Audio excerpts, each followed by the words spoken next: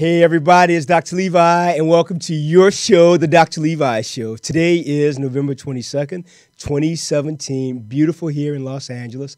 I hope you're making it a beautiful day wherever you are. This is a super duper travel day all over America because big day tomorrow, Turkey Day, Thanksgiving. So we're going to talk about Thanksgiving and some caveats I think you might want to implore to be healthy and to not really overindulge in any way, from drinking to eating. They're things that we often do because it's a tradition in a family. But as you all know, as I do also in my family, because I come from a long line of overeaters, actually, there are things that we have to think about differently now because we know better, so we should do better. So I want to talk about Thanksgiving, and I want to give you some insights about that. And also, guess what? This is our Women's Empowerment Show. So we have an extraordinary woman today with us who's going to talk about her life, what she does here in Los Angeles, what it's like to be someone who's an active military. You know, I always think it's great to have on veterans because, as I've said before, the veterans, those women and men are the real heroes that we have. And we honor them, I think, by being kind and generous to them and also by respecting them. So often, many veterans that I've met with, especially in my practice, I invite them if I see them, you know, especially if they're homeless or in just a bad position, I invite them to my practice for free medical care. When I do that, you know, I'm always amazed at how respectful my staff will continue to be to them and how other patients that they meet in the office want to talk to them and hear about their experiences. So I want to remind everyone that it's really critical that we always maintain a high level of respect and compassion, passion, as well as empathy for veterans, because they really are tremendous human beings who've given and sacrificed so very, very much. So with that said, we have an amazing active military woman with us today who's a petty officer who will tell you about being in the military, about life growing up, about serving, and about working in government today here in Los Angeles. Now, I also want to discuss, as I said earlier, Thanksgiving, some do's and don'ts. And I want to tell you, I've done a lot of the don'ts myself, and my body has paid the price for it. But now at 35 plus, as my sister would say, 35 plus, I know there are things that I need to do and should do to maintain my health. So I want to share with you some things that you can do to do the same thing. So listen, number one, for Thanksgiving, when you're there, walk into wherever you're invited, or if you're sponsoring it at your home, I should say having it at your home, then number one, have in your mind one specific fact that you're only going to eat once for that day. Number two, consider eating off of a small saucer versus a plate that can hold about 8 gallons of food. Because if it's there, guess what? Most people are going to eat it.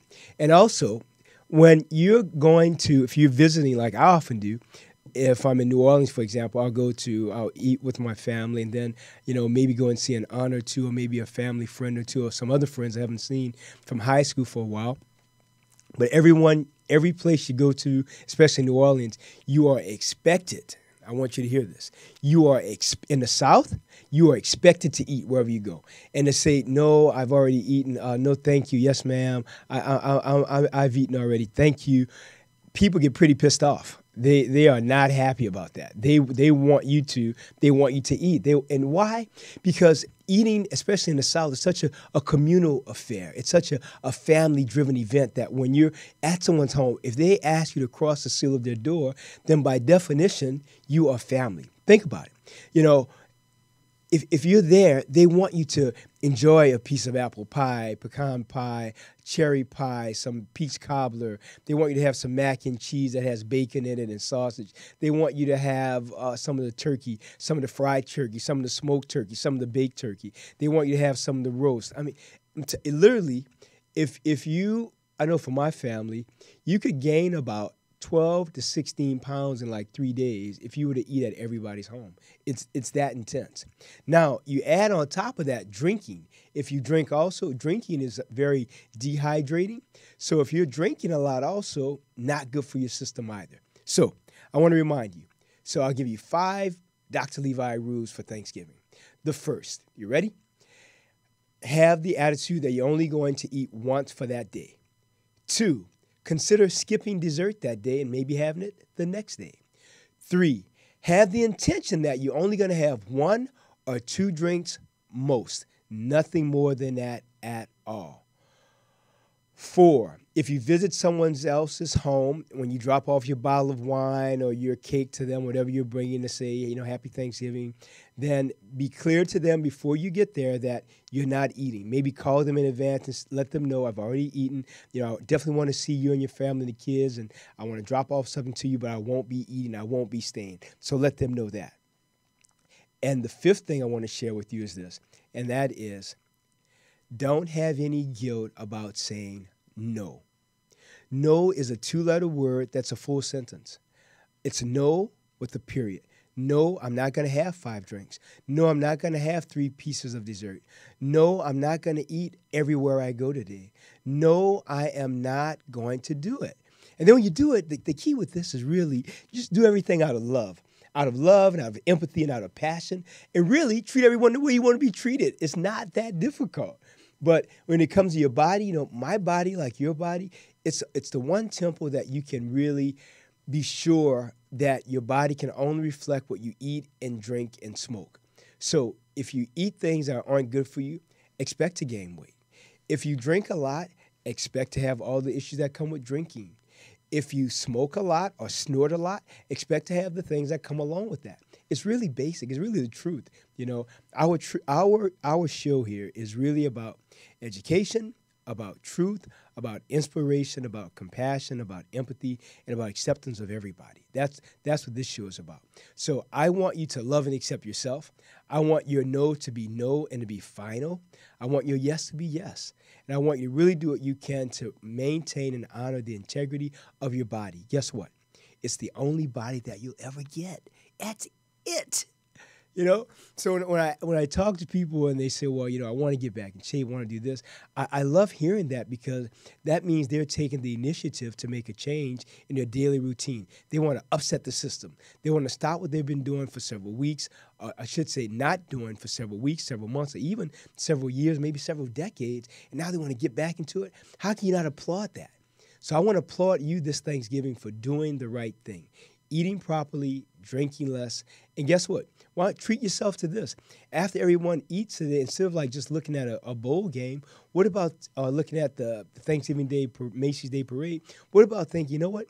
Hey, everybody, let's go for a hike today after we eat. Let's go for let's go to a park and just walk around the park. Let's go outside, but get out of the regular routine. So I challenge everyone this Thanksgiving to do something different after you have your meal. And let it be something that's going to be active and kinetic and dynamic movement of your body. It's the only one you'll ever get. So love it, appreciate it, and be kind to it. Well, today I want to talk about one quick thing. So that was the Thanksgiving tip. I want to talk about expectation that we have of people. I want to tell you about something that just happened to me last night that was offsetting. And then I had to come back and say, well, you know what? As my father would say, never be surprised at what people will say. My mother also. Never be surprised what people will say or do, no matter how well you think you know them, because you never really know them. And the second thing, my dad would say, never have expectations of people, and then you're never disappointed. I love both of those, because both of those really give me a place of saying, no matter who my family is, who I work with, my friends, you know what? Whatever they say or do that worked for their lives, well, how can I be upset about it? That's on them. Never disappointed.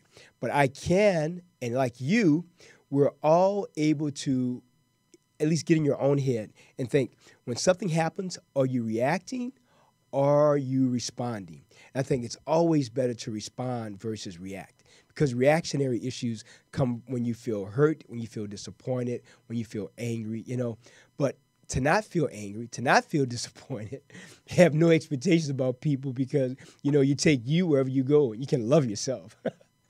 I can love me every day, all day with no issue at all.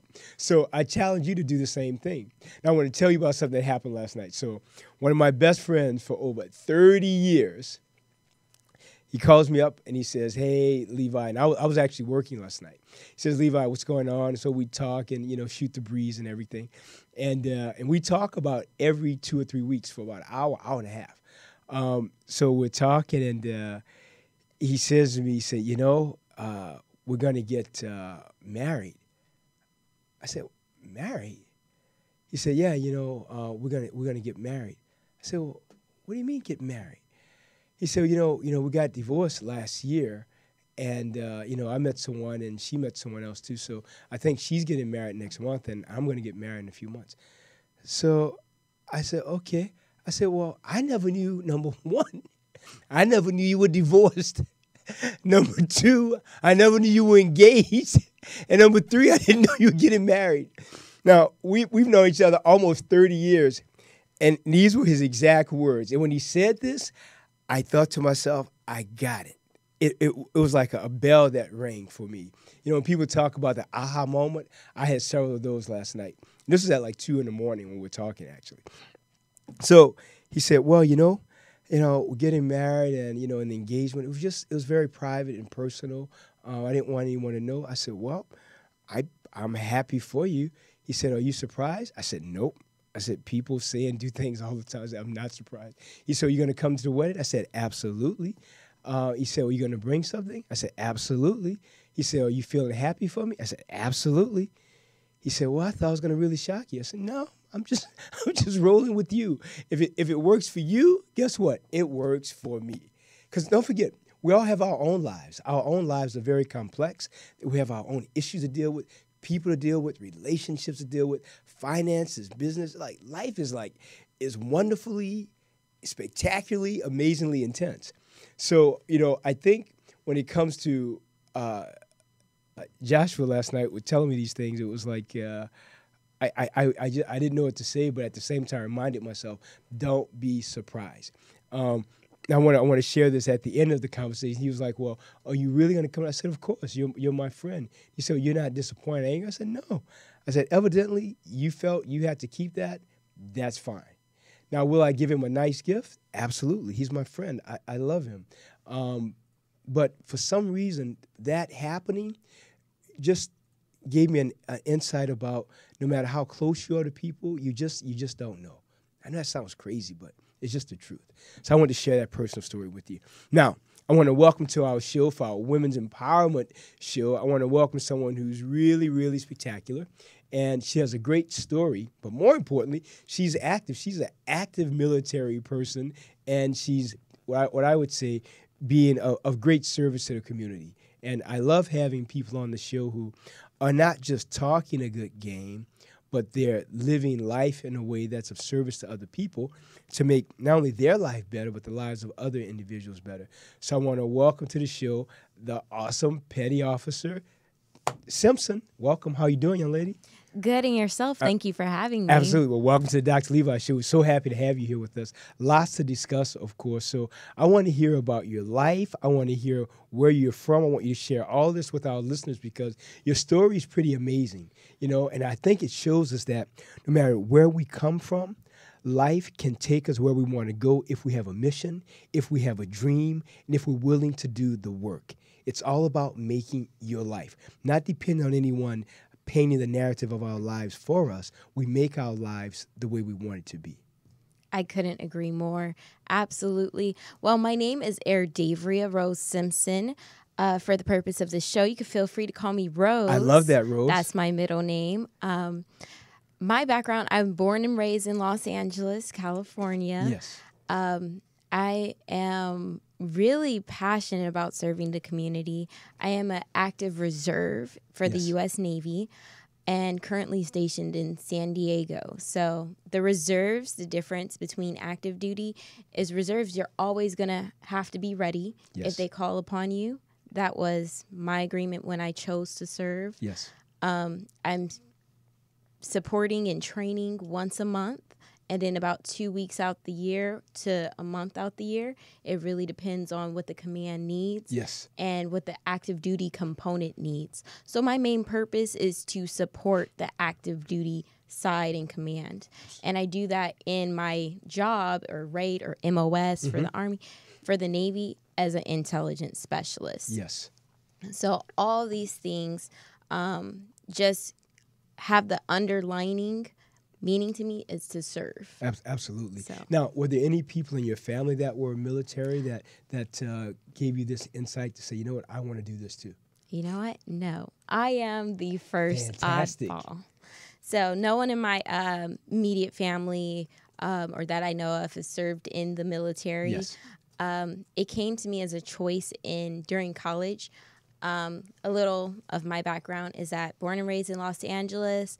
My younger years were in Girl Scouts, yes. Mid-City, community service. I'm a Girl Scout Gold Award as well.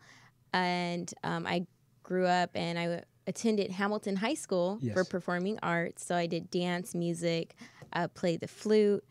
And then I went straight to college for broadcast journalism. Yes. I mean, since kindergarten, I wanted to be an anchor woman. Really? And I just fell in love with reporters, with news, and just, spreading community awareness. Yes. I mean, just informing the community via that television. And what did your family screen. think about that when you as a kid, when you had this dream to be an anchor person? What did your mom and dad think?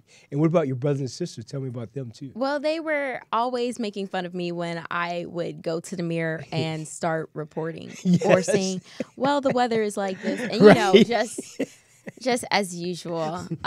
Just, of course, they're the family. They're going to tease you. Absolutely. And so when they, after graduating college and then falling into politics, yes. it was very different. Now, let me go back a little bit. So during college, though, I decided that I needed a vacation. I needed a break. Mm-hmm. Now, I can't just take a break or take a vacation, though. I have to do something productive. Yes. Therefore, joining the military. Just like that. Yes. That's now, I didn't go. I told them exactly what I wanted. I told them because, one of my main goals and motivation is to gain stability. Yes. I want to become stable in life, in my career, in personal life. Yeah, in relationships, everything. Everything. Yes. Stability is like my number one driver. So I wanted to also have additional backup plan if broadcast journalism didn't work out. Right. You can never have too much under your belt. I agree with that. Education is the way to go. Education. So halfway through my college career and experience, I took one semester off. I went to boot camp, A school, C school on my training. Wow. And I got back right before fall semester. And then throughout this time, I was working millions of jobs. Yes. I mean, millions of jobs. From waitressing to Ross to stores and retail, of course. So it was just great to gain that different service experience. Yes. And as you said earlier on the show, just what service means and what it stands for and what veterans stand for and what they have done and gave and sacrificed for this country is unparalleled. So after I graduated with my degree in broadcast journalism and communications with a minor in sociology. And this is which university? Where did you attend? Cal State University Fullerton. Oh, fantastic. So everything very local to Southern California. Yes. I love Los Angeles, I love even it. with the traffic. Absolutely. And the earthquakes, we love it. Yes, And it's just something, everyone loves it. People still come here. Of course. They're still coming here. Yes. The thing I think is great about this city is I find it's really about entrepreneurial thinking. To me, if you come to LA, if you have a dream, if you have work ethic, and if you're honest, you can really make life work for you. It's not simply about contacts. I think, have your own inner contact with yourself. Know what you're willing to sacrifice, how hard you're willing to work, how much you're willing to save, and then you just make your life happen without depending on anyone else making you you. We define ourselves by ourselves. This is so true. Is one of the main ideas that I live by. I totally agree with you. That in service. And tell me this, what do your parents think about, where you've come now in life? Because this is a full circle from the little tiny girl who thought about it, and now you've realized these dreams of yours. Well, every day I'm working to get that. I'm like, this is by no means, this is just a starting point of something bigger, where I'm really headed. And who knows where that is right now. But They support me. I do come from like a single mid-city, South LA home. Yes. And everything that entails. Of course. So just as long as I know that I am trying to be a role model to my sisters, yes, to my younger sisters who are currently in high school, and then, keep supporting my family and putting them first. You know, it is the holidays, Thanksgiving's tomorrow. Yes. Spending as much time learning from my grandparents, yes, and just, being there for them. So they've been very supportive. They don't know how I'm doing it all, but that's because I'm just in a lot of things in a lot of different places too. So, which is a great thing, and I love that statement, that they don't know how I'm doing it all. Have you ever thought about this? Because I want you to really listen to this statement because it hits me hard also as I'm thinking it is, sometimes other people don't know how we're doing it, but sometimes I think we don't know how we're doing it. It's all like by the grace of God, It's like, how did we make that happen? How did that connection come about? How did that opportunity unfold for us when we're just living that life of service and gratitude, And, it comes to me, it's like a divine plan that you don't know what is going to happen, but you just have that faith. Exactly. And hope and drive and motivation to get through whatever obstacle lies ahead of you. Absolutely. For example, right once I graduated, I got a call on my birthday from the deputy mayor of Los Angeles, who was also a big gift. Exactly, who was also the commander or the XO at that time of my Defense Intelligence Agency unit. Yes. So he said, "Hey, would you like to work for the mayor?" Let me see. Yeah. Yes. right. Absolutely. So then I became his executive assistant for the deputy mayor, Jeff Gorell, in the mayor's office of public safety. And then I was recently promoted to the grant specialist, also in the mayor's office, working for City of Los Angeles. That's a tough job, too. It's a lot of work. A lot of responsibility. Mm-hmm. And you're always, not only am I always wearing our country's uniform and representing the men and women who serve and can act as an example for them, but I am also representing our local municipal government and the mayor's office. Right. Just by being in any role, in any capacity, my service is to the city of Los Angeles. Yes. And then my service is to America. Right. And I just love it. I think it's great. I'm very passionate about it. And that's evident. Yes. So, I think it's wonderful to have a job that you really love and to really be passionate about life, because I think when we're passionate about life, everything that we want, everyone that we want, they show up. It's like magic. And the things that don't work for us, they magically and lovingly just go away. There's no push. There's no forcing. It's like shackles. They just fall by the wayside, I love the fact that you said that, your major role is to be of service to all people. It's not just to the municipality, but also to the country. That's a powerful statement. It really is. Yeah, that's how I feel. So, every day is a learning experience. Every day I'm like thinking of something new. Yes. What else can I do? Yes. And just either waiting for it to occur or making it occur. Making it happen. Yeah. What are the challenges of that job? Because before we even talk about the challenges, let's talk about the job. So you're a grant specialist. So that means you're going to procure or curate or get monies for different families or different types of companies. I want to hear the in-depth of how that goes.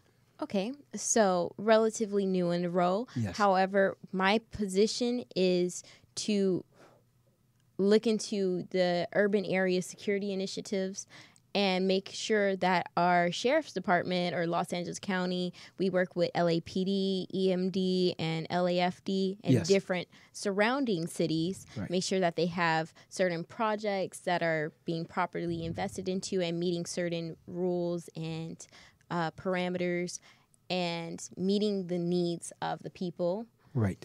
And making sure that they have the finances they need to procure items, as you said, procurements, to fund certain trainings, equipment, and planning and organization. Now I have a question. Are these monies specifically designated for underserved communities, or these are all communities throughout the Los Angeles basin? My focus is, there's many grants. Yes. Now my focus is specifically from FEMA to state Cal OES, yes, which is our environmental services, and then to our local public safety initiatives. Got it. So there are grants out there for city services, and other departments handle that. Right. Still sound like a very tough job. How many people are in the committee with you? Just yourself? Or do you have like multiple assistants that you We have a grants team, and so Yes. I'm a part of a grants team who oversees a public safety. Right. Now, and what about this? After you procure monies for a certain individual or for a certain company, how do you follow up on that to make sure it's been properly used for the designated reason? 'Cause I think Lots of that's checks and balances. Yes. Definitely a lot of checks and balances. We have an entire system in place. Right. for So I would that. think that every dollar has to match at the end. Let's say you have let's say a $20 million grant. At the end of it, you have to make sure that all $20 million are going for specifically what it was supposed to go for, and that there's nothing being Yes. skimmed off the top by anything or anybody or any organization. It's a lot of paperwork. It's a lot of reviewing. It's a lot of checks. Checks and Just balances. Checks and balances. Yeah. That's what it comes down to. And then years later, you're still going back and checking checking, and balancing. it. Wow, that's very intense. Yes, It really, really so- is. What But are it's great. Still. it sounds like, what are the challenges of a job like that? Because there have to be some inherent challenges when you're, number one, you have to deal with a lot of different people. Number two, you're dealing with big money. This is not like $2,000 or $3,000. You're dealing with millions of dollars. And then number three, to make sure the checks and balances are also checked and balanced. So it's like you have an attorney. Like I have multiple attorneys, and I literally have one attorney they're all awesome, but I actually have them double checking each other. Then I have someone else who checks them to make sure. Same with my accountants. They're great, but for me, because that's not my area of expertise, I have to make sure I have all the ducks lined up in a row, every T crossed, every I dotted. Right. So we do have a contracts team filled with attorneys. We have policy team where we review the policies that are in place. And then we have this triangular format where we are all checking each other. We have the fiscal grants and FMU teams that are also checking. Those are our accountants. Right. And so it's just a great cohesive team that's on point. And then there's the times for where we have to bring external sources in just to check. Absolutely. Even again. Yes. You can never be too discerning. Never, especially with big money like this. This is not, and also it's not only the money, but it's also where the money is going to be placed. You want it to go where it's supposed to go, to help the way it's supposed to help, and not be what I call the shadow money. It's supposed to do that, but then when you look back, it's like, well, where did it go? What help did it get? Right. Now, and I say that because I'll share with you for Katrina, when Katrina happened in New Orleans. Not just in New Orleans, but in Louisiana, my family's homes were just devastated, and we lost so very, very much. And I'll never forget, seeing all the telethons where people were sending in money to do all this great stuff, and my family never saw any of that. My family saw very little help, even from the government.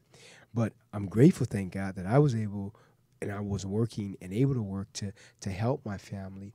But it's really interesting when you see things like that happen. You wonder, well, where's that money going? Whose pockets will be in line with that? And then how do you prevent that? That's the ticket. Yes. And, I also have family in New Orleans, and really? It's just interesting and then so that's one thing that drives my passion for trying to do my job. Right. You want to really effect change. And then not only that, I also recently graduated from the crisis response team, so I can go out there, boots to ground in our community. Right. And now with the crisis response team, that is also a part of the Mayor's Office of Public Safety, where you have volunteers from City of Los Angeles. They go through an intensive training to be able to respond to homicides, suicides, infant death central, natural deaths, fatal traffic accidents. Yes. And just act as a community liaison between the LAPD, between LAFD, between the coroner's office, and then offer the victims some type of support, activate their support system, offer them resources, and just educate them because they don't know what is even out there, is available to them. Absolutely. You know, I think that's a great team to be a part of, especially, right now in this environment, we see active shootings happening all the time, where you really have to have a response team ready and in place, not to try to look to get it together. It has to be in place so that when something does happen, we're ready to go forth and help people. Yes. And so when you brought up the Katrina incident and even looking back to these catastrophes and to the Las Vegas incident, the crisis response team, like I could speak for California because we had so many people from Southern California go to the Route 91 festival. We did send CRT was available for when Southern Californians came back. CRT is Crisis Response Team. Yes, Crisis Response Team. When they came back, we were able to support them and, do the best we could to offer them victims assistance. Exactly. One thing I'm curious about. And mental health services. I'm glad you said that because I was just about to ask. I'm really curious about this. After a CRT, Crisis Response Team, goes to, let's say, an active shooter event where they're trying to help people after this has all happened, do the first responders, do they have access to mental health support after that? Because I'm sure many of them, like the victims, go through a certain part of post-traumatic stress disorder from seeing this, from witnessing this, from helping people, because these are often very bloody, horrific scenes. So we do have mental health services available for our responders because they're volunteers. I'm an unpaid volunteer when I do this. Again, you're I'm a great on call, service. But I'm on call from 7 p.m. to 7 a.m. and you never know when you're going to get that call that says, oh, please respond here. There's been a traffic accident, with all the information. And after a while, I'm sure that has taken a toll on some of our volunteers. Of course.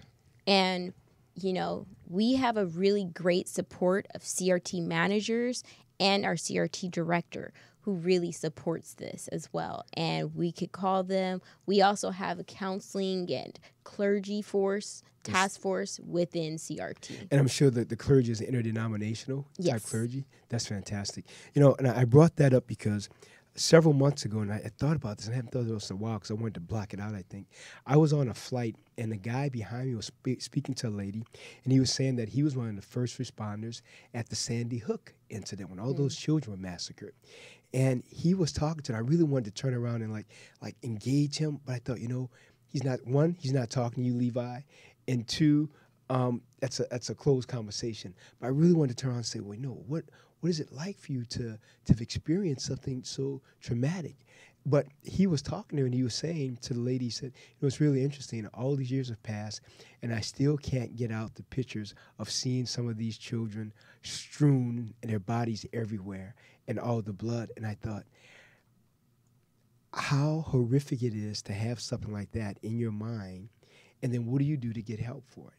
And the lady was talking to him about getting help, and I could tell, just hearing his voice, the sadness that was so profound in being a part of a tragedy, even though you're going to help, but then you see it, then you're not only looking at the tragedy, you're a part of it. Absolutely. And, that's why it also comes down to the type of person you are. Yes. It takes a certain type of person who wants to do this Very job. much so. Not everyone is capable of supporting and doing this job. No way.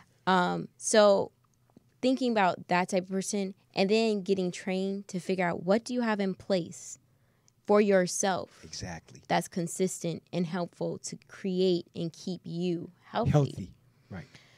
Now, I have a support system. Yes. I have a consistent schedule, and I have certain things I like to do that when I'm getting overwhelmed and my stress levels are increased, take a step back, breathe, exhale, recollect myself, and figure out my goals. Absolutely. And that's just one of the things that I personally like to keep focused. Another way I actually recently reduced stress in my life was by taking the bus. to work. It is so stressful driving in traffic here in Los Angeles. What usually is from my house to City Hall, a 10-minute drive without traffic becomes 40 minutes. Easy. And not only that, those are 40 intense minutes of inching my car forward, making sure I stay focused and not being distracted. Right.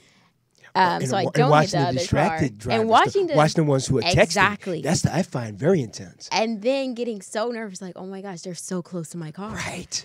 And it's just crazy. Right. So just by taking the bus, I get that walk. When I get on the bus, I'm either going to stand for 1 or 2 stops and then I'm going to sit, or I'm going to sit right away and I'm going to read a book. No stress. No stress. Right. Then walk to City Hall once. One bus later, walk down to City Hall and you're done. I'm done. Right.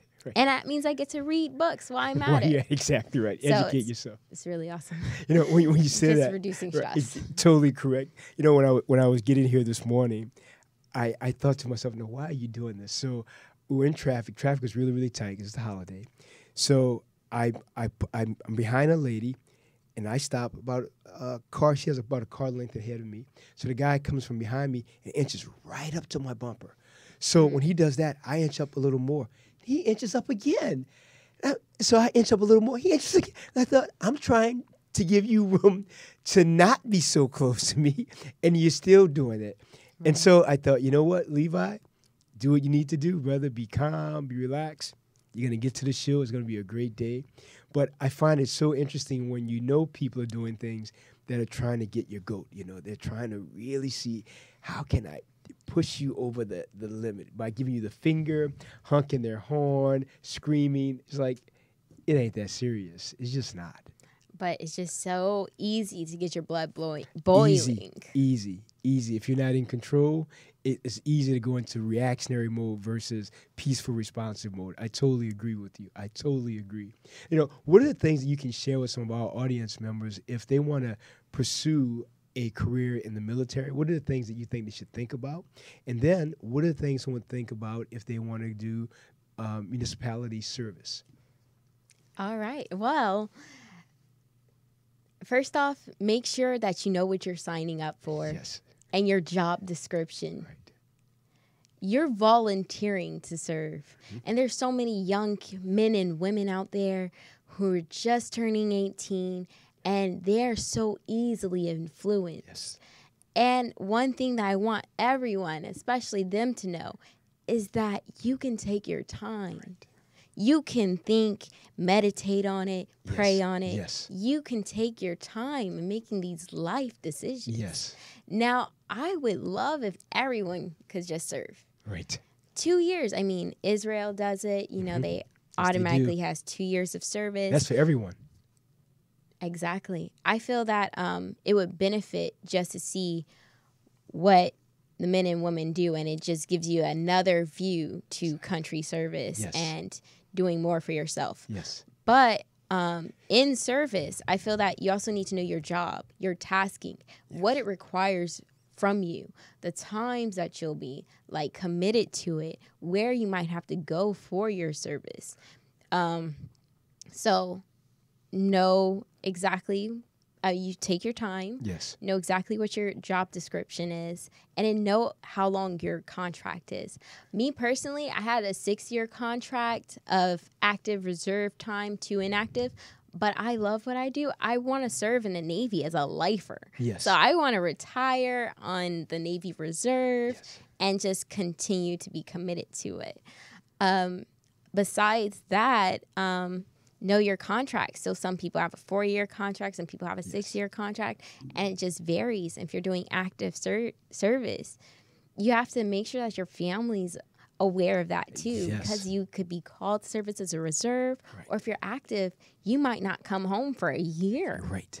Which is something people don't realize because a recruiter they have their job too, and it's to recruit. Correct.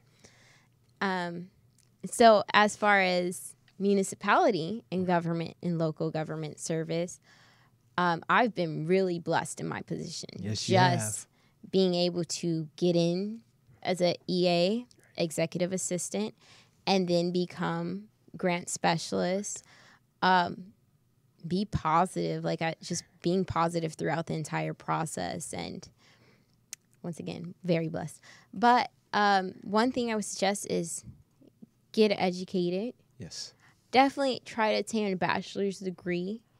It's imperative to be educated and know what you're doing. And then make connections. Put yourself in a place where you can meet other people who are where you want to be. Right. That still applies. To this day, I try to put myself in other places to meet people who are going to either help me get to another level or teach me something. Right. Mentorship is key.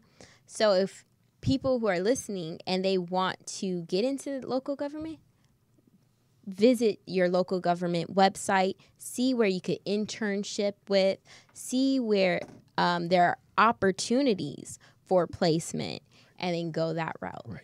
But I think, too, the core of what you're saying is also you have to educate yourself. You have to do your due diligence and do the research to see what fits for you and for your life and also for your family's life. Because when you're called away, you may not be able to work at that job for a year. Right. You know, so you have to think, okay, where is the income going to come in to sustain a household, to pay a mortgage, to pay for insurance, to pay for your child's education? It's not just doing it for yourself, unless you're a single person, but you have to really look at how this will impact my entire family. Big picture. Right. It's a lot to think about. It really, really is. Now, what are your dreams and hopes now as you go forward in service? Well, where do you see Petty Officer Simpson in 2 years from now, in 5 years from now? You know, every single day I'm writing in my diary and just journaling and, figuring that out. In 2 years, I want to attain a master's degree. You heard it here. That is my goal. When you get it, you're going to come back on the show and going to say, I want to say right here, I know and believe that she can and will get that master's. And when she does, we're going to open up a big bottle of apple cider right here on the show. All right? Apple cider. Absolutely. Definitely. Absolutely. So that's one of my immediate goals. Yes. In 5 years, every day I'm thinking whether it's going to be journalism, broadcast journalism, or politics, and my current position just moving forward. And then I'm like, why not both? Well, I'm going to do both. Absolutely. And then continue service in reserves. And now, throughout this time, even though I do have that 2-year plan, I have a 5-year plan. Yes. It's all going towards stability. It's somewhere that I will make myself stable. Right. Eventually purchase a home. Yes. Because I'm all about building wealth and the wealth mindset. That means I want to encourage other people to pay off your car. You don't need the nicest, fanciest car next. Yes, pay it off. I agree. Stay with it a while.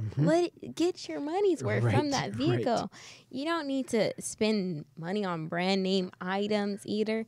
You just have to plan for your future and be financially secure and then become financially stable. Correct. So that's just one of my mindsets when it comes to that as well.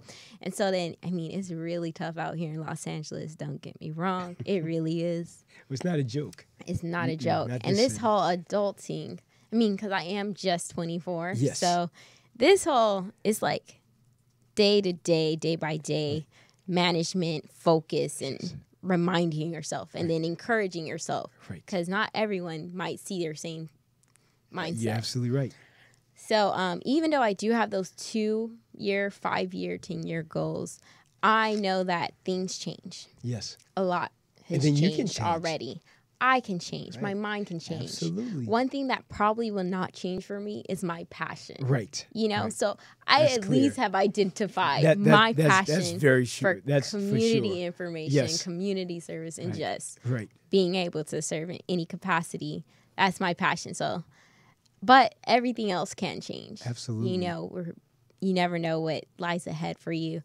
And just like, even though I might have these plans can also change due to me being pulled for service. Absolutely. So that's something I also keep in my mind. Of course. And as a possibility. And talking to you, when I was talking to you in my mind, I had like these alphabets flash over your head, and it was SSF, which was stability, service, and focus.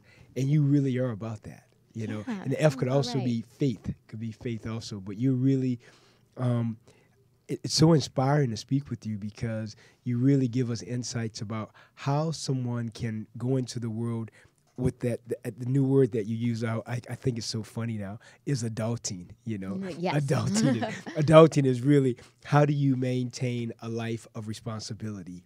How do you do what you love doing and doing it well without going into a financial abyss?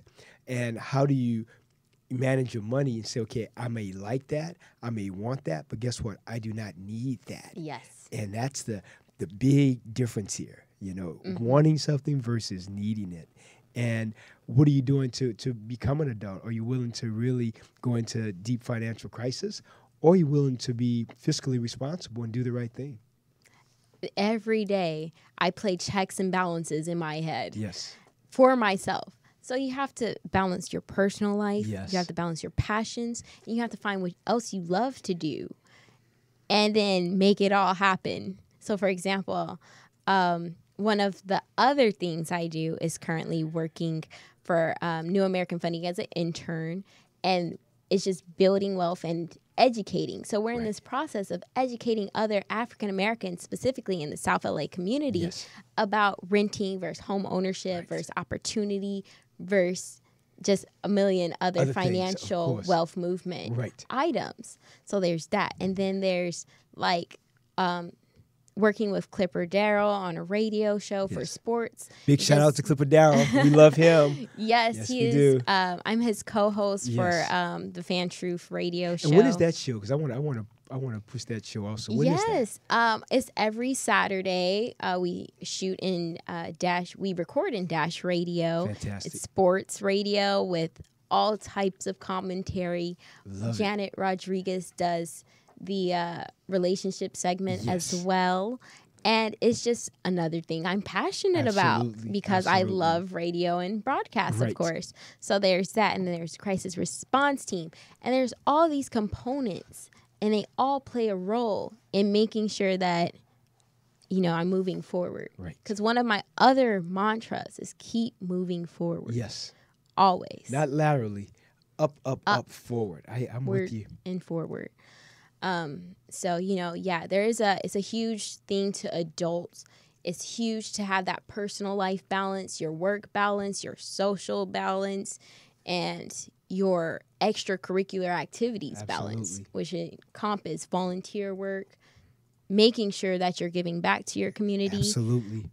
And making sure that you can inspire and be a role model to other people who are looking at you. You're just amazing. I just wish you the best of luck. I know that life has nothing but great blessings and happiness for you. So just get ready for it. Thank you so much. How can people reach you now via your social media? Well, you could follow me at Radiant Rose on Instagram. Fantastic. And Facebook me at Erdavria Rose Simpson. Fantastic. You're just amazing. I want to thank you, Petty Officer Simpson. You're just phenomenal. Thank you so much. I want to thank everyone for being a part of the show today. I want to thank, of course, our producer, Janet Rodriguez, and the great Tony Sweet for being our engineer today. Really grateful for everyone who's had a chance to benefit from really the phenomenal guests that we've had on the show over the past year. I want to remind everyone to join me on all my social media platforms, just my name, Dr. Levi Harrison. And I also want to say, hey, I want to thank Victoria, one of my patients who brought over.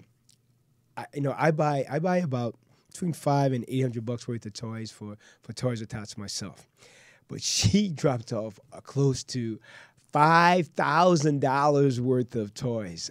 Unbelievable. So Victoria, I want to thank you very much. You're just amazing because so often with many things when it comes to giving, you may see people who are involved in a situation, but they're not really giving, but they're there to say that they did, but they really don't.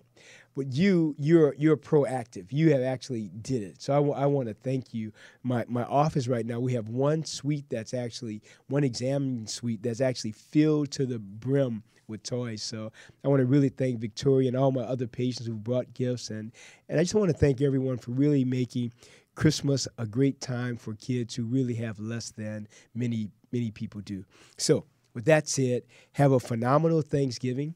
Be kind to the veterans. Those women and men are the true heroes of this great country. I want to thank Officer Simpson for being with us today, Petty Officer Simpson, for being with us today. And again, remember, it's easy to say a nice, kind word to someone versus something negative. Be loving, be kind, make sure you bring in the light and not the shadow or the darkness. This is Dr. Levi. Have a great, great week, and I'll see you next week. Bye.